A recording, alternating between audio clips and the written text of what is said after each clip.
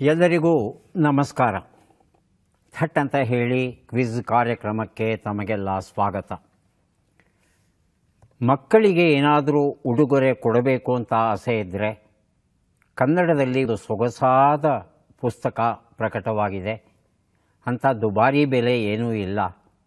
ಈ ಪುಸ್ತಕವನ್ನು ಕೊಟ್ಟರೆ ನಿಜಕ್ಕೂ ಮಕ್ಕಳ ಪಾಲಿಗೆ ಒಂದು ಹೊಸ ಜಗತ್ತನ್ನು ತೆರೆದ ಭಾಗ್ಯ ನಿಮಗೆ ದೊರೆಯುತ್ತೆ. ಆ ಪುಸ್ತಕ ಕೀಟ ಪ್ರಪಂಚ, ಡಾಕ್ಟರ್ ನೂರ್ ಸಮದ್ ಅಬ್ಬಲಗೆರೆ ಬರೆದಿರುವಂಥದ್ದು. ಕೀಟಗಳು ಅಂದರೆ ನಮಗೆ ಒಂದು 5-6 ಕೀಟಗಳ ಹೆಸರು ನೆನಪು ಬರಬಹುದೇನೋ. ಒಂದು ಜಿರಳೆ, ಒಂದು ಸೊಳ್ಳೆ, ಒಂದು ನೊಣ, ಒಂದು ಜೇನು ನೊಣ, ಚಿಟ್ಟೆ. ಅದಾದ ಮೇಲೆ ಕೀಟಗಳು ಹೇಳಿಪ್ಪ ಅಂದರೆ ಸ್ವಲ್ಪ ತಲೆ ಕೆರ್ಕೋಬೇಕಾಗುತ್ತೆ. ಆದರೆ ಈ ಒಂದು ಪುಸ್ತಕದಲ್ಲಿ 100 ಕೀಟಗಳನ್ನು ಪರಿಚಯ ಮಾಡಿಕೊಡ್ತಾರೆ. ಯಾವುದೋ ವಿದೇಶಿ ಕೀಟಗಳಲ್ಲ ಇವು. ಇವೆಲ್ಲ ನಮ್ಮ ಕರ್ನಾಟಕದಲ್ಲೇ ಇರುವಂಥ ಕೀಟಗಳು. ಪ್ರಯತ್ನ ಪಟ್ಟರೆ ಎಲ್ಲರೂ ನೋಡಬಹುದು, ಅಂಥ ಕಷ್ಟವೇನಿಲ್ಲ. ಈ ಕೀಟಗಳ ಬಗ್ಗೆ ಸೊಗಸಾದ ಮಾಹಿತಿಯನ್ನು ಕುತೂಹಲ ಕೆರಳಿಸುವ ಹಾಗೆ ಕೊಡ್ತಾ ಹೋಗ್ತಾರೆ ನೂರ್ ಸಮದ್ ಅಬ್ಬಲಗೆರೆ ಅವರು.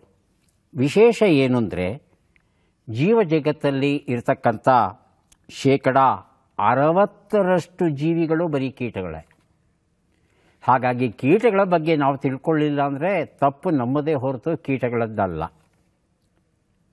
ಈ ಕೀಟಗಳ ಮಹತ್ವ ಹೇಳ್ತೇನೆ. ಒಂದು ವೇಳೆ ಏನಾದರೂ ಈ ಭೂಮಿಯಿಂದ ಜೇನುನೊಣಗಳು ಮರೆಯಾದವು ಅಂತ ಇಟ್ಕೊಳ್ಳೋಣ. ಕೇವಲ 4 ವರ್ಷಗಳಲ್ಲಿ ಭೂಮಿಯ ಮೇಲೆ ಇರ್ತಕ್ಕಂಥ ಅಷ್ಟೂ ಜೀವರಾಶಿ ನಾಶವಾಗಿ ಹೋಗುತ್ತೆ. ಯಾಕಂದರೆ ಪರಾಗಸ್ಪರ್ಶ ಮಾಡ್ತಾ ಇರೋದು, ಪಾಲಿನೇಷನ್ ಮಾಡ್ತಾ ಇರೋದು ಜೇನುನೊಣ. ಆ ಜೇನುನೊಣವೇ ಇಲ್ಲ ಅಂದರೆ ಎಷ್ಟು ಸೊಗಸಾಗಿ ಇಲ್ಲಿನ ಲೇಖನಗಳು ಇವೆ ಅಂದರೆ ಶೀರ್ಷಿಕೆಯನ್ನು ನೋಡ್ತಾ ಇದ್ದ ಹಾಗೇ ಓದಬೇಕು ಅನಿಸುತ್ತೆ. ಜಿಗಿದು ಕಪಾಳ ಮೋಕ್ಷ ಬೀರುವ ಕ್ಲಿಕ್ ಜೀರುಂಡೆ, ಬಾಂಬ್ ತಯಾರಿಸಿ ಶತ್ರುಗಳತ್ತ ಸ್ಫೋಟಿಸುವ ಜೀರುಂಡೆ, ಪಯೋನೀರ್ ಬಿಳಿ ಚಿಟ್ಟೆಯ ಪ್ರಣಯ ಪ್ರಸಂಗ, ಸಗಣಿಯೇ ಸರ್ವಸ್ವ ಎನ್ನುವ ಸಗಣಿ ಜೀರುಂಡೆ, ಗಟ್ಟಿ ದೇಹ ವಜ್ರಕಾಯ ಕಾಂಡ ಕೊರಕಗಳು, ಸ್ಪ್ರಿಂಗ್ನಂತೆ ಪುಟಿಯುವ ಜಿಗಿ ಹುಳಗಳು. ಈ ಶೀರ್ಷಿಕೆಗಳನ್ನು ನೋಡ್ತಾ ಇದ್ರೇ ಇವುಗಳ ಬಗ್ಗೆ ಆಶ್ಚರ್ಯ ಆಗುತ್ತೆ. ಇಡೀ ಪುಸ್ತಕದಲ್ಲಿ ವರ್ಣಚಿತ್ರಗಳಿವೆ. ಹಾಲು ಕಾಗದದಲ್ಲಿ ಮುದ್ರಿಸಿದ್ದಾರೆ. ಪ್ರತಿಯೊಂದು ಕೀಟದ ಚಿತ್ರವನ್ನು ನೋಡಬಹುದು. ಆ ಚಿತ್ರದ ಪಕ್ಕದಲ್ಲೇ ಸೊಗಸಾದ ಮಾಹಿತಿ ಇದೆ. ಆ ಮಾಹಿತಿಗಳನ್ನು ನೋಡಬಹುದು. ಇಲ್ಲಿ ಇರ್ತಕ್ಕಂಥ ಕೀಟಗಳ ಚಿತ್ರವನ್ನು ನೋಡೋದೇ ನಿಜಕ್ಕೂ ಬಹಳ ಖುಷಿ ಕೊಡುತ್ತೆ. ಇದು ಪುಸ್ತಕ 1. ಅಂದರೆ ನೂರ್ ಸಮದ್ ಅಬ್ಬಲಗೆರೆ ಅವರು ಪುಸ್ತಕ 2 ಬರೆಯೋದಕ್ಕೆ ಈಗಾಗಲೇ ಸಿದ್ಧತೆ ನಡೆಸಿದ್ದಾರೆ ಅನ್ನೋದು ನಮಗೆ ಗೊತ್ತಾಗುತ್ತೆ. ಅಷ್ಟೊಂದು ಕೀಟಗಳಿವೆಯಾ ಅಂದರೆ ಈಗಾಗಲೇ ಹೇಳಿದ್ದೇನೆ, 60% ಜೀವಿಗಳು ಬರೀ ಕೀಟಗಳೇ ಅಂತ. ಹಾಗಾಗಿ ಕೀಟಗಳ ಜೀವನ ಚರಿತ್ರೆಯನ್ನು, ಹೆಸರನ್ನು ತಿಳ್ಕೊಳ್ಳೋದ್ರಲ್ಲಿ ಇಡೀ ಜೀವಮಾನ ಸಾಲದು, ಅಷ್ಟು ಕೀಟಗಳಿವೆ.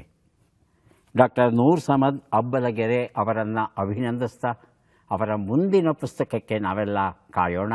ಈಗ ಕಾರ್ಯಕ್ರಮವನ್ನು ಆರಂಭಿಸ್ತಾ ಇದ್ದೇವೆ. ಸ್ಪರ್ಧಿಗಳ ಪರಿಚಯ. ಮೊದಲ ಸ್ಪರ್ಧಿ. ಎಲ್ಲರಿಗೂ ನಮಸ್ಕಾರ. ನನ್ನ ಹೆಸರು ವಿ ಪುಟ್ಟಸ್ವಾಮಿ. ನಾನು ಚಿತ್ರದುರ್ಗ ಜಿಲ್ಲೆಯ ಕಾನುಬೇಹಳ್ಳಿಯವನು. ಇವಾಗ ನೆಲೆಸಿರುವಂಥದ್ದು ಬಿಜಿನಗರ, ನಾಗಮಂಗಲ ತಾಲೂಕು. ಉದ್ಯೋಗ ಸಹ ಪ್ರಾಧ್ಯಾಪಕ, ಬಿಜಿಎಸ್ ಶಿಕ್ಷಣ ಮಹಾವಿದ್ಯಾಲಯ. ತಮ್ಮ ಹೆಸರು? ಪುಟ್ಟಸ್ವಾಮಿ ವಿ. ಪುಟ್ಟಸ್ವಾಮಿ. ಕಾರ್ಯಕ್ರಮಕ್ಕೆ ಸ್ವಾಗತವನ್ನು ಕೋರ್ತಾ ಇದ್ದೇವೆ ತಮಗೆ. ಮುಂದಿನ ಸ್ಪರ್ಧಿ. ಎಲ್ರಿಗೂ ನಮಸ್ಕಾರ. ನನ್ನ ಹೆಸರು ಪ್ರತಿಭಾ ಬಿಕೆ ಅಂತ. ನಾನು ಮಂಡ್ಯದಿಂದ ಬಂದಿದ್ದೇನೆ. ಮಂಡ್ಯದಲ್ಲಿ ಡಯಟ್ನಲ್ಲಿ ಉಪನ್ಯಾಸಕರಾಗಿ ಕೆಲಸವನ್ನು ನಿರ್ವಹಿಸ್ತಾ ಇದ್ದೇನೆ. ನನ್ನ ಹವ್ಯಾಸಗಳು ಹಾಡನ್ನು ಹಾಡೋದು ಮತ್ತು ಕೇಳೋದು, ಹಾಗೇನೆ ಓದುವುದು. ಪ್ರತಿಭಾ ಅವರಿಗೆ ಸ್ವಾಗತವನ್ನು ಕೋರ್ತಾ ಇದ್ದೇವೆ. ನಮ್ಮ 3ನೆಯ ಸ್ಪರ್ಧಿ. ಎಲ್ಲರಿಗೂ ನಮಸ್ಕಾರ. ನನ್ನ ಹೆಸರು ವೆಂಕಟೇಶ್ ಅಂತ. ನಾನು ಪದವಿ ಪೂರ್ವ ಕಾಲೇಜಿನಲ್ಲಿ ಉಪನ್ಯಾಸಕನಾಗಿ ಕೆಲಸ ಮಾಡ್ತಾ ಇದ್ದೇನೆ. ನಾನು ಮೂಲತಃ ನಾಗಮಂಗಲ ತಾಲೂಕಿನವನು. ನನ್ನ ಹವ್ಯಾಸ ವೃತ್ತಪತ್ರಿಕೆಗಳನ್ನು ಓದುವುದು ಹಾಗೂ ಸಂಗೀತ ಕೇಳುವುದು. ಸಂತೋಷ ವೆಂಕಟೇಶ್. ಸ್ವಾಗತ ಇವತ್ತಿನ ಕಾರ್ಯಕ್ರಮಕ್ಕೆ. ಮೂವರು ಸಿದ್ಧವಾಗಿದ್ದರೆ ಕಾರ್ಯಕ್ರಮ ಆರಂಭಿಸೋಣ. ಮೊದಲಿಗೆ ನಿಯಮಗಳನ್ನು ಒಮ್ಮೆ ನೋಡಿಬಿಡೋಣ. ಒಟ್ಟು 10 ಪ್ರಶ್ನೆಗಳು. ಮೊದಲು ಬಜರ್ ಒತ್ತಿದವರಿಗೆ ಉತ್ತರ ನೀಡುವ ಅವಕಾಶ. ಪ್ರತಿ ಸರಿ ಉತ್ತರಕ್ಕೆ ಒಂದು ಪುಸ್ತಕ ಬಹುಮಾನ. ಆಯ್ಕೆಗಳು ಬರುವ ಮೊದಲೇ ಬಜರ್ ಒತ್ತಿ ಸರಿ ಉತ್ತರ ನೀಡಿದರೆ 2 ಪುಸ್ತಕ ಬಹುಮಾನ. 100 ಅಂಕ ಗಳಿಸಿದವರಿಗೆ ಒಂದು ಅಡಕ ಮುದ್ರಿಕೆ ವಿಶೇಷ ಬಹುಮಾನ. ನಕಾರಾತ್ಮಕ ತಂತ್ರಗಳಿಗೆ ಅವಕಾಶವಿಲ್ಲ. ಇಂದಿನ ಕಾರ್ಯಕ್ರಮದ ಮೊದಲ ಪುಸ್ತಕ, ಮೊದಲ ಪ್ರಶ್ನೆ. ಹೊರನಾಡಿನ 3 ಕರ್ನಾಟಕ ರಾಜ್ಯಗಳು. ಆಗುಂಬೆ ಎಸ್ ನಟರಾಜ್ ಬರೆದ ಸಂಶೋಧನಾ ಕೃತಿ. ಮೊದಲ ಪ್ರಶ್ನೆ ಈಗ ಬಂತು. ಪ್ರಶ್ನೆಯನ್ನು ನೋಡೋಣ. ಭಾರತದಲ್ಲಿ ಯಾವ ವಾಸ್ತುಶೈಲಿಯಲ್ಲಿ ಕಮಾನುಗಳನ್ನು ಅತ್ಯಂತ ಹೆಚ್ಚಿಗೆ ಬಳಸಿರುವರು? ಆಯ್ಕೆಗಳನ್ನು ನೋಡೋಕೆ ಮೊದಲು ಪುಟ್ಟಸ್ವಾಮಿ ಬಜರ್ ಒತ್ತಿದ್ದಾರೆ. ಉತ್ತರ ಚೋಳರ ವಾಸ್ತುಶೈಲಿ. ಚೋಳರು. ಆಯ್ಕೆಗಳನ್ನು ನೋಡೋಣ. ಇಂಡೋ ಇಸ್ಲಾಮಿಕ್ ಶೈಲಿ. ಹೇಳಿ ಪ್ರತಿಭಾ. ಇಂಡೋ ಸೆರಾಸೆಮಿಕ್ ಶೈಲಿ. ಇಂಡೋ ಸೆರಾಸೆಮಿಕ್ ಶೈಲಿ. ಇಂಡೋ ಸೆರಾಸೆಮಿಕ್. ನೋಡೋಣ ಆಯ್ಕೆಗಳು ಇದೆಯಾ ಅಂತ. ಇಂಡೋ ಸಾರ್ಸನಿಕ್ ಶೈಲಿ, ಇಂಡೋ ಯುರೋಪಿಯನ್ ಶೈಲಿ, ಇಂಡೋ ಗ್ರೀಕ್ ಶೈಲಿ. ತಾವು ಹೇಳ್ತಾ ಇದ್ದೀರಿ ಇಂಡೋ ಸಾರ್ಸನಿಕ್ ಅಂತ. ಉತ್ತರವನ್ನ ನೋಡೋಣ. ಇಂಡೋ ಇಸ್ಲಾಮಿಕ್ ಶೈಲಿ. ಹೆಚ್ಚು ಕಮಾನುಗಳನ್ನು ಬಳಸೋದು ಅವರೇ. ಯಾವುದೇ ಮೊಘಲ್ ವಾಸ್ತುವನ್ನು ನೋಡಿ ಅಲ್ಲಿ ಕಮಾನುಗಳು ಇದ್ದೇ ಇರುತ್ತೆ. ಕಮಾನು ಅತ್ಯಂತ ವೈಜ್ಞಾನಿಕವಾದಂಥ ರಚನೆ. ಕಟ್ಟಡದ ಭಾರ ಎಷ್ಟೇ ಇರಲಿ ಆ ಭಾರವನ್ನು ಈ ಕಮಾನು ಹೊರುತ್ತೆ. ಇದು ಕಮಾನುಗಳು ಮತ್ತು ಗುಂಬಜ್ಗಳು ಇವೆರಡೂ ಸಹ ಈ ಇಂಡೋ ಇಸ್ಲಾಮಿಕ್ ಶೈಲಿಯ ಹೆಗ್ಗುರುತುಗಳು 2. ದೇವರಿಂದ ಫೋನ್ ಎನ್ನುವ ಪುಸ್ತಕ ಕೊಡಗು ಗಣೇಶ್ ಬರೆದಿರುವಂಥದ್ದು. ನಮ್ಮ ಪ್ರಶ್ನೆ. ವಿಭೂತಿಯ ತಯಾರಿಕೆಯಲ್ಲಿ ಈ ಕೆಳಗಿನ ಯಾವ ಭಸ್ಮವು ಸಾಮಾನ್ಯವಾಗಿ ಒಳಗೊಳ್ಳುವುದಿಲ್ಲ? ಆಯ್ಕೆಗಳನ್ನು ನೋಡೋಣ. ಕಟ್ಟಿಗೆಯ ಬೂದಿ, ರುದ್ರಾಕ್ಷಿಯ ಬೂದಿ, ಬೆರಣಿಯ ಬೂದಿ, ಶವಸುಟ್ಟ ಬೂದಿ. ಪುಟ್ಟಸ್ವಾಮಿ, ಪ್ರತಿಭಾ. ಶವಸುಟ್ಟ ಬೂದಿ. ಅದು ಒಳಗೊಳ್ಳಲ್ಲ ಅಂತ ತಾವು ಹೇಳ್ತೀರಿ. ಪ್ರತಿಭಾ ಶವಸುಟ್ಟ ಬೂದಿ. ಅದೇ ಉತ್ತರ. ಉತ್ತರವನ್ನ ನೋಡೋಣ.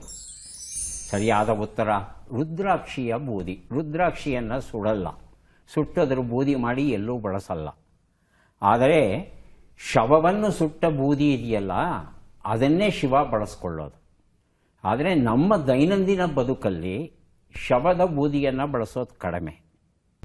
ದೈನಂದಿನ ಬದುಕಲ್ಲಿ ನಾವು ಏನು ಭಸ್ಮವನ್ನು ಲೇಪಿಸ್ಕೋತೇವೆ ಅದು ಸಾಮಾನ್ಯವಾಗಿ ಅದು ಬೆರಣಿಯ ಬೂದಿ, ಕಟ್ಟಿಗೆಯ ಬೂದಿ. ಕೆಲವು ಕಡೆ ಈ ಭತ್ತದ ಹೊಟ್ಟು ಇರುತ್ತಲ್ಲ ಆ ಹೊಟ್ಟನ್ನು ಸೇರಿಸಿ ವಿಭೂತಿಯನ್ನು ಮಾಡ್ತಾರೆ. ಆ ರೀತಿ ಸ್ವಲ್ಪ ಬದಲಾವಣೆಗಳಾಗ್ತಾ ಹೋಗುತ್ತೆ. ಆದರೆ ಶವಭಸ್ಮವನ್ನು ಬಳಸೋರು ಕಾಪಾಲಿಕರು, ಮಾಂತ್ರಿಕರು, ವಾಮಾಚಾರ ಮಾಡ್ತಾರಲ್ಲ ಅವರು ಮಾತ್ರ ಬಳಸ್ತಾರೆ ಹೊರತು ಜನಸಾಮಾನ್ಯರು ಬಳಸೋಲ್ಲ. ಆದರೆ ಎಲ್ಲಿಯೂ ರುದ್ರಾಕ್ಷಿಯನ್ನು ಸುಟ್ಟು ಭಸ್ಮ ಮಾಡ್ತಾರೆ ಅನ್ನೋ ಮಾಹಿತಿ ನಮಗೆ ದೊರೆಯೋದಿಲ್ಲ. ಮುಂದಿನ ಪುಸ್ತಕ ಮತ್ತು ಪ್ರಶ್ನೆ. ಹೊಸ ಹಾದಿಯಲ್ಲಿ ಆರ್ಚಿ ಬರೆದಂಥ ಪುಸ್ತಕ. ಪ್ರಶ್ನೆ. ಅಂಟಾರ್ಟಿಕಾದಲ್ಲಿರುವ ಮಂಜು ಸರಾಸರಿ ಎಷ್ಟು ಕಿಲೋಮೀಟರ್ ದಪ್ಪ ಇದೆ ಎನ್ನಲಾಗಿದೆ? ಆಯ್ಕೆಗಳನ್ನು ನೋಡೋಣ.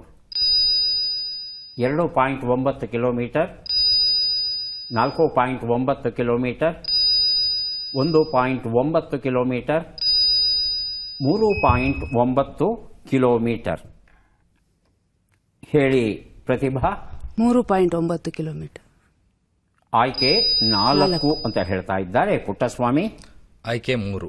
ಆಯ್ಕೆ 3 1.9. ಉತ್ತರವನ್ನ ನೋಡೋಣ.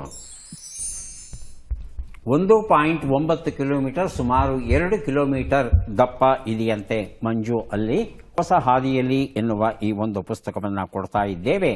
ಈ ಅಂಟಾರ್ಟಿಕಾ ಅನ್ನೋ ಪ್ರದೇಶ ಏನಿದೆ ಅದು ಆಸ್ಟ್ರೇಲಿಯಾ ಖಂಡ ಇದೆಯಲ್ಲ ಅದಕ್ಕಿಂತಲೂ 2ರಷ್ಟು ಪಟ್ಟು ದೊಡ್ಡಾಗಿರ್ತಕ್ಕಂಥ ಭೂಪ್ರದೇಶ ಇದು.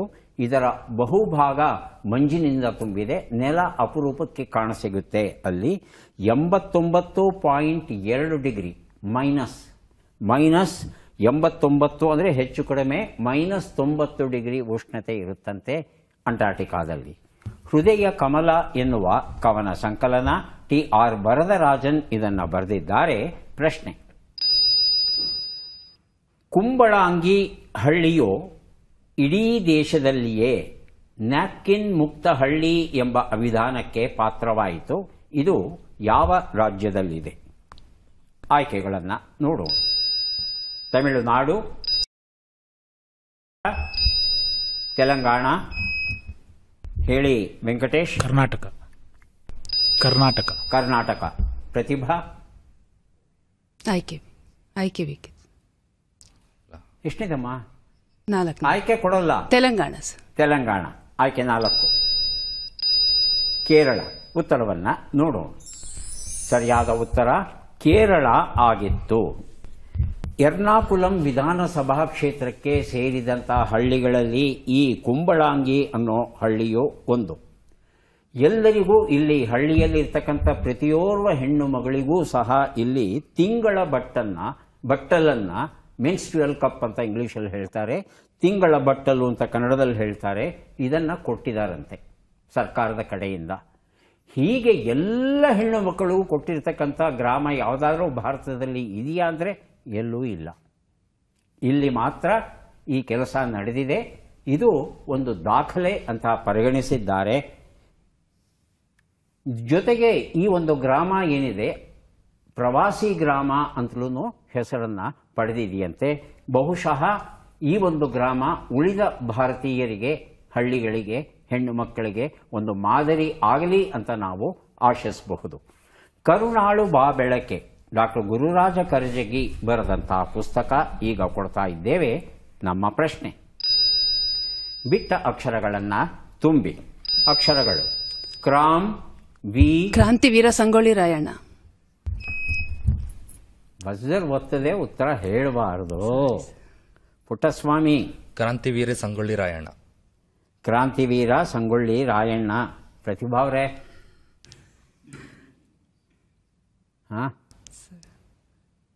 ನನಗೆ ಚೆನ್ನಾಗಿ ಕೇಳಿಸ್ತು ನೀವು ಹೇಳಿದಂಥ ಉತ್ತರ. ನಿಮಗೆ ಕೊಡಬೇಕು, ಅದರ ಬಜರ್ ಒತ್ತಲಿಲ್ಲ. ಬಜರ್ ಒತ್ತಿದ್ದು ಪುಟ್ಟಸ್ವಾಮಿ. ಈಗ ಸಣ್ಣ ಅನುಮಾನ ಏನು ಗೊತ್ತಾ, ಪುಟ್ಟಸ್ವಾಮಿಯವರಿಗೆ ನಿಜವಾಗ್ಲೂ ಉತ್ತರ ಗೊತ್ತಿತ್ತಾ ಅಥವಾ ನೀವು ಕೊಟ್ಟ ಉತ್ತರವನ್ನು ಕಾಪಿ ಹೊಡೆದ್ರಾ? ಅದು ಅವರೊಬ್ಬರಿಗೆ ಗೊತ್ತು, ಯಾರಿಗೂ ಗೊತ್ತಿಲ್ಲ. ಆದರೆ ನಿಯಮದ ಅನ್ವಯ ಉತ್ತರವನ್ನು ನೋಡಿ ಸರಿ ಇದ್ರೆ ಪುಸ್ತಕ ಕೊಡ್ತೇವೆ. ಹೇಳೋದಕ್ಕಿಂತ ಮುಂಚೆನೆ ಬಜರ್ ಪ್ರೆಸ್ ಮಾಡಿದ್ದೆ. ಕ್ರಾಂತಿವೀರ ಸಂಗೊಳ್ಳಿ ರಾಯಣ್ಣ ಉತ್ತರ ಸರಿಯಾಗಿದೆ. ಪುಟ್ಟಸ್ವಾಮಿ ಅವರಿಗೆ ಕರುಣಾಳು ಬಾ ಬೆಳಕೆ ಈ ಪುಸ್ತಕವನ್ನು ಕೊಟ್ಟಿದ್ದೇವೆ. ಸು ಎನ್ನುವ ಕಾದಂಬರಿ ಡಾಕ್ಟರ್ ಪ್ರಸನ್ನ ಸಂತೇಕಡೂರು ಬರೆದಿರುವಂಥದ್ದು. ಪ್ರಶ್ನೆ: ಈ ಕೆಳಗಿನ ಲೆಕ್ಕಗಳನ್ನು ಪೂರ್ಣಗೊಳಿಸಿ ಉತ್ತರಗಳನ್ನೆಲ್ಲ ಕೂಡಿ ಅಂತಿಮ ಉತ್ತರವನ್ನು ನೀಡಿ. ಲೆಕ್ಕಗಳು ಈಗ ಬಂದಿವೆ. 76 + 23, 99 - 54, 14 × 12, 245 / 5.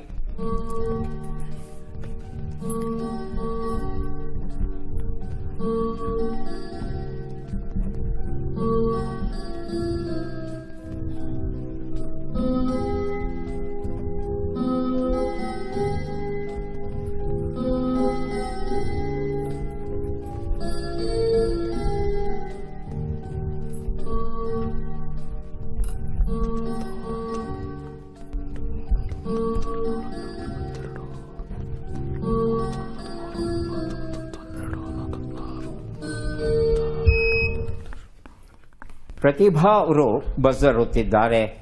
ಅಂತಿಮ ಉತ್ತರವನ್ನ ಕೇಳೋಣ. 361. 361. ಹೌದಾ ಪುಟ್ಟಸ್ವಾಮಿ? 258.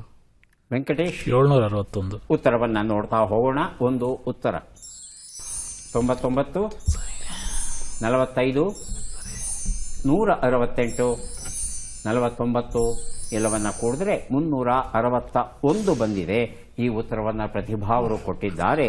ಸು ಎನ್ನುವ ಈ ಒಂದು ಕಾದಂಬರಿಯನ್ನ ಪ್ರತಿಭಾ ಅವರಿಗೆ ಕೊಟ್ಟಿದ್ದೇವೆ. ಮುಂದೆ ನಾವು ಕೊಡ್ತಾ ಇದ್ದೇವೆ ಮಧುರ ಗಜಲ್, ಕಂಡೊಳಗಿನ ಬೆಳದಿಂಗಳು, ಮಧುರಾ ಮೂರ್ತಿ ಬರೆದಿರುವಂಥದ್ದು ನಮ್ಮ ಪ್ರಶ್ನೆ.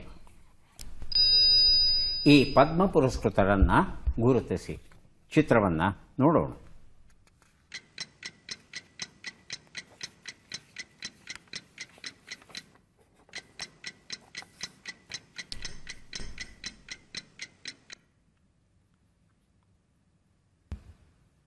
ಆಯ್ಕೆಗಳನ್ನು ನೋಡೋಣ. Maria Christopher Briski, Akon Oscar Ali Bashrat, T ಸೆಂಕಾ ಓ, BL ಗಾಕಾ.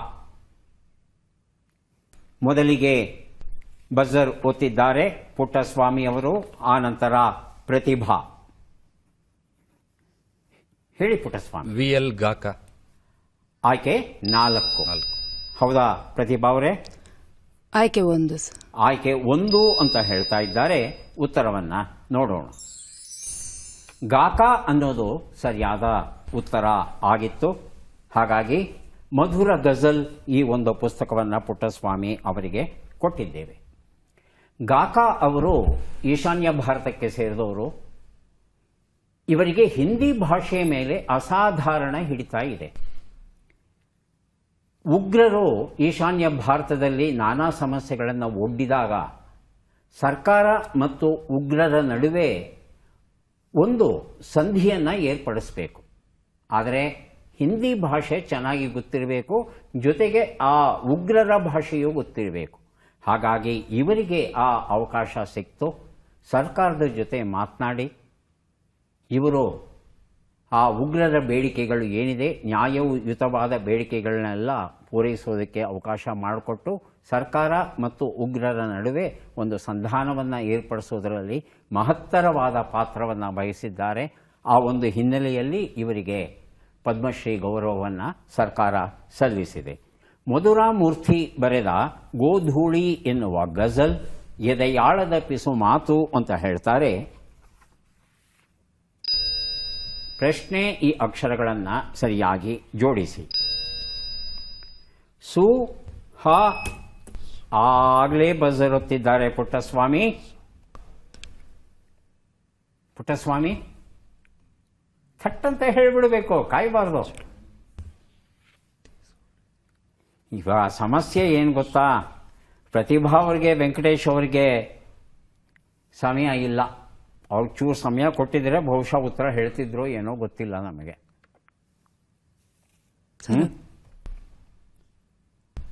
ಇದನ್ನ ನಕಾರಾತ್ಮಕ ತಂತ್ರ ಅಂತ ಪರಿಗಣಿಸಬೇಕಾ?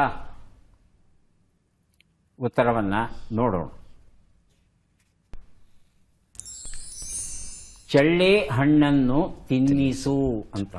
ಚಳ್ಳೆ ಹಣ್ಣನ್ನು ತಿನ್ನಿಸು ಅಂತ ಹೇಳ್ತಂದ್ರೆ ಆಟ ಆಡಿಸು ಚೆನ್ನಾಗಿ ಅಂತ.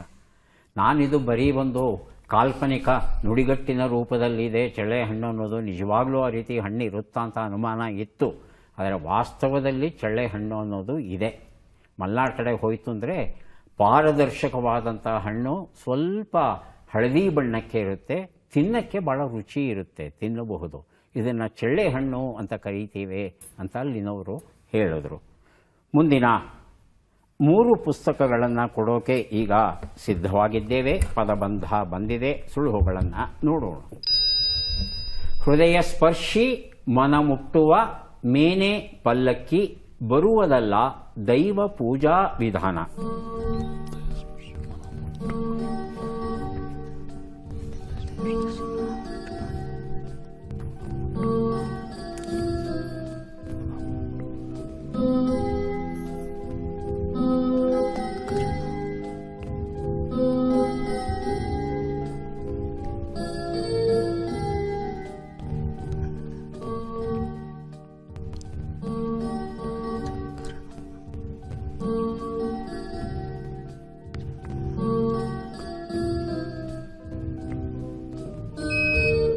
ಬಜರ್ ಒತ್ತಿದ್ದಾರೆ ಪ್ರತಿಭಾ ಅವರು.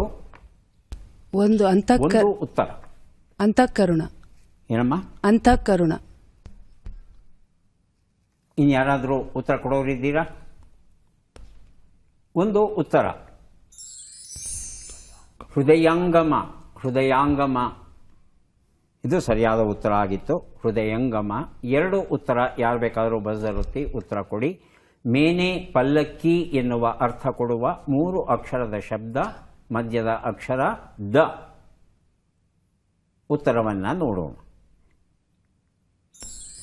ಅಂದಣ ಅಂತ ಹೇಳ್ತೇವೆ. 3 ಉತ್ತರ. ಯಾರು ಬೇಕಾದ್ರೂ ಬಜರ್ ಒತ್ತಬಹುದು, ಉತ್ತರ ಕೊಡಬಹುದು. ಪ್ರತಿಭಾ ಬಜರ್ ಒತ್ತಿದ್ದಾರೆ. ಆನಂತರ ವೆಂಕಟೇಶ್. ಪ್ರತಿಭಾ ಆಗಮ. ಆಗಮ. ವೆಂಕಟೇಶ್ ಆಗಮ ಸರ್. ಉತ್ತರವನ್ನ ನೋಡೋಣ. ಆಗಮ ಉತ್ತರ ಸರಿಯಾಗಿದೆ. ಪರೋಪಕಾರಿ ಪಾಪಣ್ಣ ಎನ್ನುವ ಪುಸ್ತಕವನ್ನ ಪ್ರತಿಭಾ ಅವರಿಗೆ. ಈಗ ಕೊನೆಯ ಘಟ್ಟಕ್ಕೆ ಬಂದಿದ್ದೇವೆ. ಚಟ್ಪಟ್ ಚಿಂಚರಳಿ 5 ಪ್ರಶ್ನೆಗಳನ್ನ ಕೇಳ್ತಾ ಇದ್ದೇವೆ. ಪುಟ್ಟಸ್ವಾಮಿ ಅವರಿಗೆ ಸಿದ್ಧವಾಗಿದ್ದೀರಾ? ಮೊದಲ ಪ್ರಶ್ನೆ. ನೀನು ತಾನೆನ್ನು ಎನ್ನುವ ನುಡಿಗಟ್ಟಿನ ಅರ್ಥವೇನು? ಸಲಿಗೆಯಿಂದ ಮಾತನಾಡು, ಏಕವಚನದಲ್ಲಿ ಮಾತನಾಡು. ಏಕವಚನದಲ್ಲಿ ಮಾತನಾಡು. ಮುಂದಿನ ಪ್ರಶ್ನೆ. ಲವಂಗ ಎಂಬ ಅರ್ಥವನ್ನು ಕೊಡುವ ಶಬ್ದ ಯಾವುದು? ದೇವಕುಲ, ದೇವಕುಸುಮ. ದೇವಕುಸುಮ. ಮುಂದಿನ ಪ್ರಶ್ನೆ. ದಶರಥ ಮಹಾರಾಜನ ತಂದೆಯ ಹೆಸರೇನು? ಅಜ, ಕುಜ. ಕುಜ. ಮುಂದಿನ ಪ್ರಶ್ನೆ. ಈ ಗಾದೆಯನ್ನ ಪೂರ್ಣಗೊಳಿಸಿ. ಬೆಲ್ಲ ಇದ್ದಲ್ಲಿ ಇರುವೆ ಇರುತ್ತೆ. ಇರುವೆ ಇರುತ್ತೆ. ಇರುತ್ತೆ. 5ನೇ ಪ್ರಶ್ನೆ. ಈ ಒಗಟನ್ನ ಬಿಡಿಸಿ. ಅಗಣಿ ಮರದ ಮೇಲೆ ಕೆಂಚಪ್ಪ ಡಾಕ್ಟ್ರು ಸೂಜಿ ಹಾಕ್ತಾರೆ. ಉತ್ತರವನ್ನು ನೋಡ್ತಾ ಹೋಗೋಣ. 1 ಉತ್ತರ. ನೀನು ತಾನೆನ್ನು ಏಕವಚನದಲ್ಲಿ ಮಾತನಾಡು. ಸರಿಯಾದ ಉತ್ತರ ಕೊಟ್ಟಿದ್ದೀರಾ. 2 ಉತ್ತರ. ಲವಂಗ, ದೇವಕುಸುಮ ಸರಿಯಾಗಿದೆ. 3 ಉತ್ತರ. ದಶರಥ ಮಹಾರಾಜನ ತಂದೆ ಅಜ ಮಹಾರಾಜ, ಕುಜ ಅಲ್ಲ. ಕುಜ ಅಂದರೆ ಮಂಗಳ ಗ್ರಹ ಆಗುತ್ತೆ. 4ನೇ ಪ್ರಶ್ನೆಗೆ ಉತ್ತರ. ಬೆಲ್ಲ ಇದ್ದಲ್ಲಿ ನೊಣಗಳಿರುತ್ತವೆ, ಇರುವೆಗಳೂ ಬರುತ್ತವೆ. 2 ರೀತಿಯ ಪ್ರಯೋಗ ಉಂಟು. ಉತ್ತರ ಸರಿ ಅಂತ ಸ್ವೀಕರಿಸೋಣ. 5ನೇ ಪ್ರಶ್ನೆಗೆ ಉತ್ತರ. ಇದು ಚೇಳಿನ ವರ್ಣನೆ ಆಗಿತ್ತು. 3 ಪ್ರಶ್ನೆಗಳಿಗೆ ತಾವು ಸರಿಯಾದ ಉತ್ತರ ಕೊಟ್ಟಿದ್ದೀರಿ. ಹಾಗಾಗಿ 3 ಪುಸ್ತಕಗಳನ್ನು ತಮಗೆ ಕೊಡ್ತಾ ಇದ್ದೇವೆ. ಈಗ ಅವಕಾಶ ಬರ್ತಾ ಇದೆ. ಪ್ರತಿಭಾ ಅವರಿಗೆ ಸಿದ್ಧವಾಗಿದ್ದರೆ ಪ್ರಶ್ನೆಗಳನ್ನು ಕೇಳ್ತೇವೆ. ಮೊದಲ ಪ್ರಶ್ನೆ. ನೀನೇ ಎನ್ನುವವರು ಎನ್ನುವ ನುಡಿಗಟ್ಟಿನ ಅರ್ಥವೇನು? ಕಷ್ಟ ಸುಖವನ್ನು ಕೇಳುವವರು, ಚೆನ್ನಾಗಿ ಹೊಗಳುವವರು. ಚೆನ್ನಾಗಿ ಹೊಗಳುವವರು. ಮುಂದಿನ ಪ್ರಶ್ನೆ.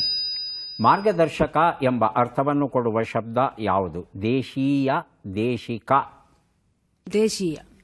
ಮುಂದಿನ ಪ್ರಶ್ನೆ. ವಾಲ್ಮೀಕಿ ರಾಮಾಯಣದ ಕೌಸಲ್ಯೆಯ ತಂದೆಯ ಹೆಸರೇನು? ಆಯುಷ್ಮಂತ, ಭಾನುಮಂತ.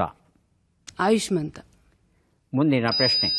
ಈ ಗಾದೆಯನ್ನು ಪೂರ್ಣಗೊಳಿಸಿ. ಕೋಣನ ಮುಂದೆ ಕಿನ್ನರಿ ಬಾರಿಸಿದಾಗೆ. ಮುಂದಿನ ಪ್ರಶ್ನೆ. ಈ ಒಗಟನ್ನು ಬಿಡಿಸಿ. ಅಟ್ಟರೂ ಅದು ಘನ, ಸುಟ್ಟರೂ ಕುಂಟಣಿ ಘನ, ಇಟ್ಟಿಗೆಯ ಮೂಗ ಹರಿದರೂ 3 ಭವ, ಕಟ್ಟಿಕೊಡುವುದು ಸರ್ವಜ್ಞ. ಇಟ್ಟಿಗೆ. ಉತ್ತರವನ್ನು ನೋಡ್ತಾ ಹೋಗೋಣ. 1 ಉತ್ತರ. ನೀನೇ ಎನ್ನುವವರು ಅಂದರೆ ಕಷ್ಟ ಸುಖವನ್ನು ಕೇಳುವವರು. ಇದೆಯಪ್ಪ ಚೆನ್ನಾಗಿ ಅಂತ ಕೇಳೋರು. 2ನೇದು ದೇಶಿಕ ಆಗಿತ್ತು. ತಾವೇನಂದ್ರಿ? ದೇಶೀಯ ಅಂತ ಹೇಳಿದ್ರಿ ಅಲ್ವಾ.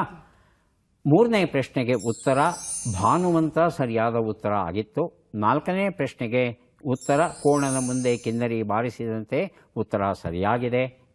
5ನೇ ಪ್ರಶ್ನೆಗೆ ಉತ್ತರ ಇದು ತಾಂಬೂಲ ಆಗಿತ್ತು. ಒಂದೊಂದಿದಕ್ಕೂ ಅಡಿಕೆ, ಸುಣ್ಣ, ಬಿಳಿ ಎದೆಲೆ ಎಲ್ಲ ಬರುತ್ತೆ. ಒಟ್ಟಿಗೆ ತಾಂಬೂಲ ಅಂತ ಹೇಳಿದ್ರು ಉತ್ತರ ಸರಿ ಅಂತ ಸ್ವೀಕರಿಸಿ ಉತ್ತರವನ್ನು ಕೊಡಬಹುದಾಗಿತ್ತು. ತಾವು 1 ಪ್ರಶ್ನೆಗೆ ಸರಿಯಾದ ಉತ್ತರ ಕೊಟ್ಟಿದ್ದೀರಿ. 1 ಪುಸ್ತಕ ಯುಗಳಗೀತೆ ತಮಗೆ ಕೊಟ್ಟಿದ್ದೇವೆ. ಈಗ ಅವಕಾಶ ಬಂದಿದೆ. ವೆಂಕಟೇಶ್ ಅವರಿಗೆ ಸಿದ್ಧವಾಗಿದ್ದೀರಾ? ಮೊದಲ ಪ್ರಶ್ನೆ. ನೀರ ಮೇಲಣ ಗುಳ್ಳೆ ಎನ್ನುವ ನುಡಿಗಟ್ಟಿನ ಅರ್ಥವೇನು? ನಶ್ವರವಾದದ್ದು, ಶಾಶ್ವತವಾದದ್ದು. ನಶ್ವರವಾದದ್ದು. ಮುಂದಿನ ಪ್ರಶ್ನೆ. ಜಿಲ್ಲೆಯ ಮುಖ್ಯಾಧಿಕಾರಿ ಎಂಬ ಅರ್ಥವನ್ನು ಕೊಡುವ ಶಬ್ದ ಯಾವುದು? ದೇಸಾಯಿ, ದೇಹಾರ. ದೇಸಾಯಿ. ಮುಂದಿನ ಪ್ರಶ್ನೆ.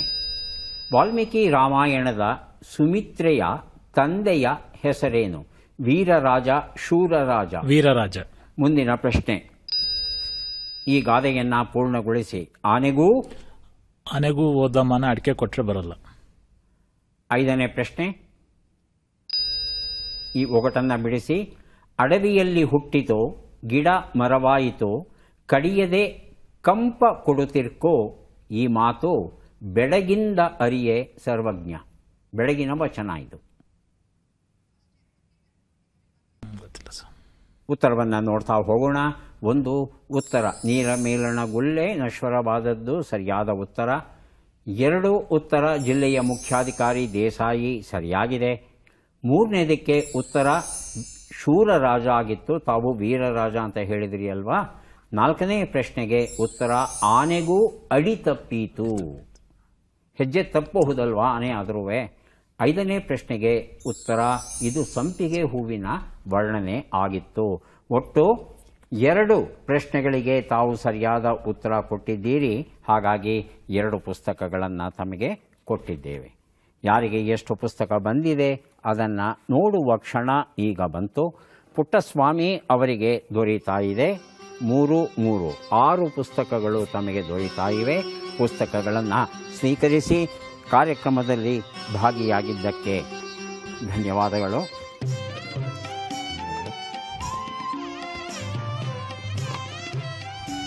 ಪ್ರತಿಭಾ ಅವರಿಗೆ 3 ಪುಸ್ತಕ, ಅಭಿನಂದನೆಗಳು.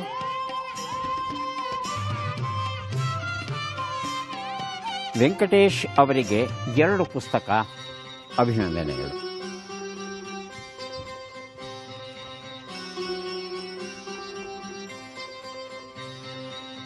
ಮತ್ತೆ ಭೇಟಿಯಾಗೋಣ. ನಮಸ್ಕಾರ.